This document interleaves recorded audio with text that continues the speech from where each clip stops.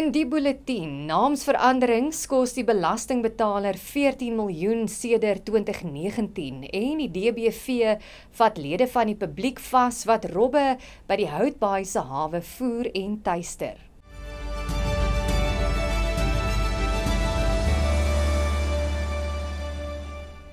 Goeiemiddag en baie welkom by die Afrikaanse nuusbulletin op Pretoria FM. Suid-Afrikaanse belastingbetalers het sedert 2019 sowat 14 miljoen rand opgedok om vir die naamsveranderings van plekke, dorpe en strate te betaal. Die minister van Sport, Kuns en Kultuur, Gayton McKenzie, het die inligting verskaf in antwoord op 'n parlementêre vraag deur die leier van die VF+, Dr. Corneille Mulder. Hy het ook gevra of enige vooraf koste studies gedoen word alvorens 'n naam verander word. McKenzie het geantwoord dat inligting oor die totale uitgawes wat aan naamsveranderings verbonde is, nie bygehou word nie. Die geraamde bedrag sluit slegs die koste van onder meer vergaderings, vlugte, verblyf, vervoer en advertensiekoste in. President Cyril Ramaphosa het die nasionale uitvoerende komitee gevra om vir hom 'n datum te gee waarop hy moet bedank.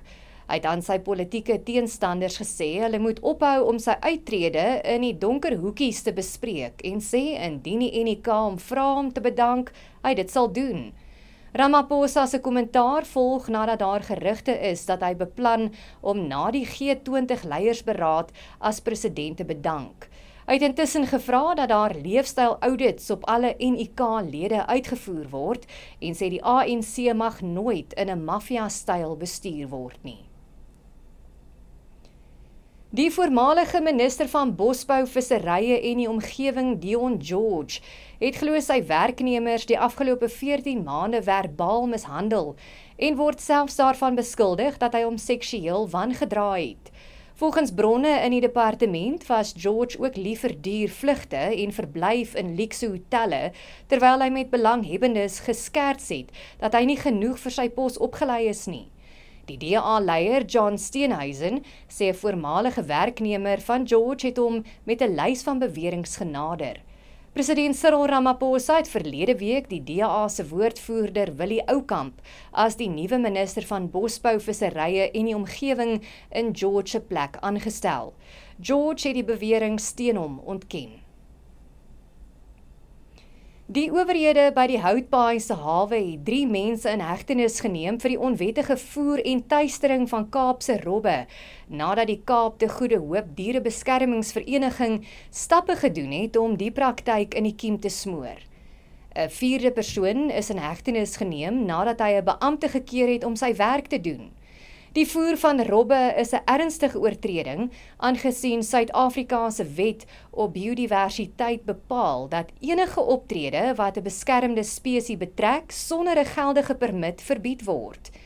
Die oortreding van die regulasies kan lei tot 5 jaar gevangenisstraf of boetes van tot 5 miljoen rand vir die eerste oortreding en 10 jaar gevangenisstraf of tot 10 miljoen rand vir oortreders wat die optrede herhaal. In die Demokratiese Republiek die Kongo en die Rwanda gesteunde M23 rebellegroep het 'n nuwe vredesooreenkoms in Qatar onderteken, wat ten doel het om die gevegte in die ooste van die DRK te beëindig.